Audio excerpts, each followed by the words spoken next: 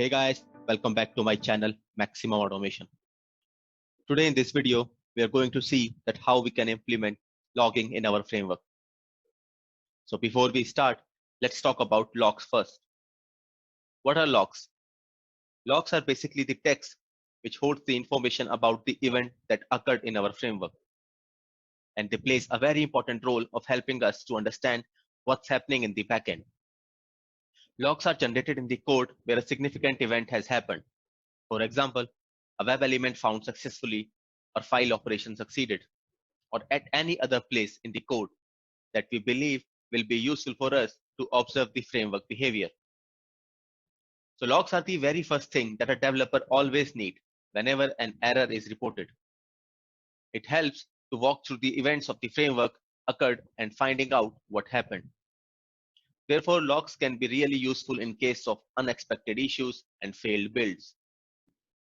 And we can't debug issues without proper log files, as they become the only source of information to debug some intermittent or unexpected errors.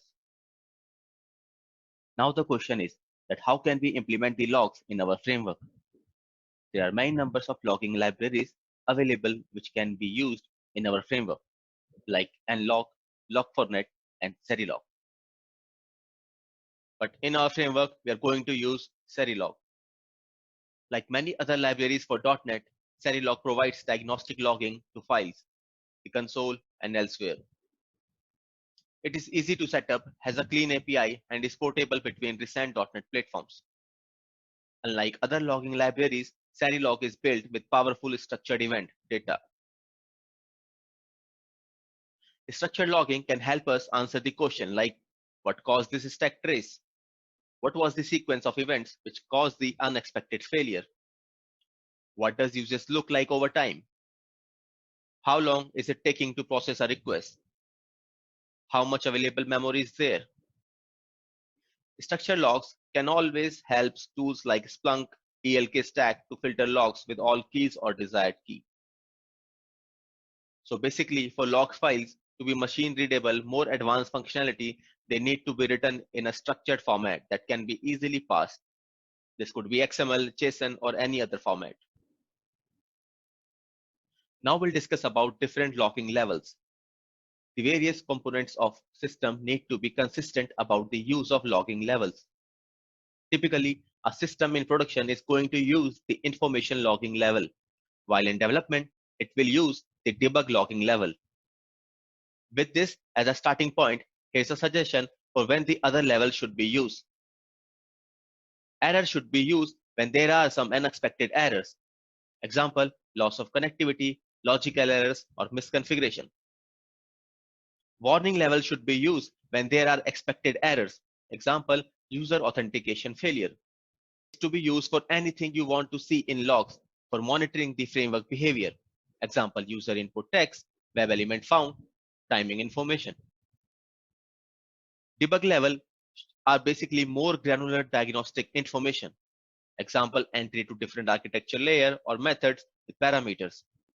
Verbose level are basically fine-grained information, finer even than debug. When you are at this level, you're basically looking to capture every minute detail that you can think about your application behavior. Example, complex branching, dumps of data structure. So out of these logging levels, most commonly used levels are error, warning, and info in automation framework. You can use all logging levels in your framework, but other side of this is that logging produces a lot of data, most of which is less exciting, except when things go wrong. So the essential idea of level is to make it possible to turn up and down the amount of information being written to a log. So Serilog defines these levels hierarchy. So if you provide the log level as all, then everything will be pushed to the log file. If you provide the log level as information, then only the info, warning, and error will be pushed into the log file. So this is the hierarchy you can see. Left side of any log level will not be pushed to the log. Only the level provided and the level available on right side of the selected one will be pushed into the log file. Now to see the logging in action, Let's go back to the project. So first of all, we need to install the Serilog packages. So let's go to the NuGet package manager and type Serilog in search box. Now install the Serilog package, then install the serilog.sync.file. Serilog provides different sync packages for writing log events to storage in various formats like console, email, DB, and so on. You can choose any of the storage type based on your requirement. We used serilog.sync.file as we want to generate the logs in text file. Now last one which we need to install is the serilog.formatting.compact. This package is totally optional. If you want your logs in more structured way like in a JSON format, then you will need this package for the same. Since all packages have been installed, now let's go to the hooks.cs class. So here we'll initialize our logging in before test method because this is the first block of the code which will execute. So to start with, I'm writing logging level switch. Level switch equals to new logging level switch log event level dot debug. Here you can see that I have used log level as debug. So you can choose based on your requirement. Now to initialize it, I'm writing log dot logger new logger configuration dot minimum level dot controlled by level switch. So here we have provided level switch to the minimum level of log we want to see in log file. Then type dot write to dot file. Here I will use the same report path to generate the logs. So we'll have everything at same place, that is report path, and then I'll type the file name as logs. Now the next thing which we have to provide is output template. This describes the logs format that you want to see in your log file. So I have given output template timestamp YYY mm DD, then hour, minute, second. Then I'll give level. This basically will print the log event like information, error, or debug. Then separated by pipe sign, I'll provide the message. So we'll get the logs starting with the timestamp, then the level of log, either info, error, or debug, then the message, and then the new line. So that we'll get all logs separated by a new line. Then you can define the rolling interval. Rolling interval is basically to define that how do you want to roll over your logs to next file. So based upon the rolling interval, your logs will be generated in a same file or roll over to the next file. And finally, we'll write dot create logger. So we are done with log configuration. Now it's time to write some log events. So let's add an info log event in before feature. Whenever a feature will be executed, we get the same information in log as well. Similarly, we'll add info log event in before scenario as well. Here you can see that I have given the 0 value in curly braces. So what does it signify? It signifies that this value will be replaced with the next parameter will pass in the log, which means that this value will be replaced with the scenario title. Now we'll add log event in case of any failure.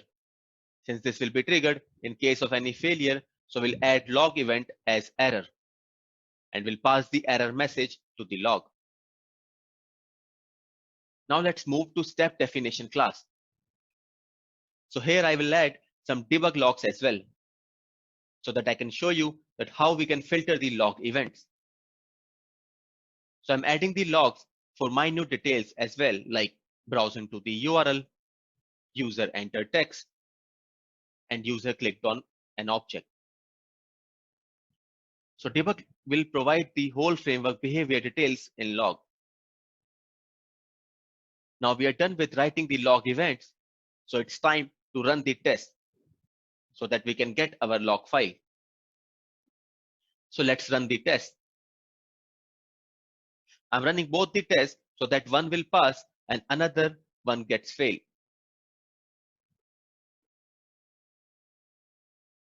So execution has been completed. Now let's see our log file. We'll go to the result folder, and under that we'll find our log file. Here you can see the logs which we have generated. We are getting the details like timestamp, log level, and the log messages. So we have got the info, debug, and error logs events in file. If we go to the error log, then we can see the detailed information that why our test got failed. Now let's switch the log event from debug to information and then run the test again. So what will happen basically that this time we won't be getting any debug log in the file. So right now I have hard coded the level switch in the code. You can create a configuration file for the same, where you can define the log event level, output template, and other parameters, so that you don't need to change it every time in code. You can update your configuration in that file, and based upon that, you will get the log events generated in the log file. So execution has been completed. Let's see the new log file. Here you can see that we have only got information and error logs in the file. No debug logs are there, which we initially got in the other log file. So this is how the logs are generated. You can also generate the logs in more structured format, like JSON. So to do it, we have to change our code a little bit. We'll comment both these parameters since we don't need it in case of JSON format. And we'll pass a new object called JSON formatter in the parameter. And then finally write .create logger. Now we'll run our test again. This time we should get logs in JSON format.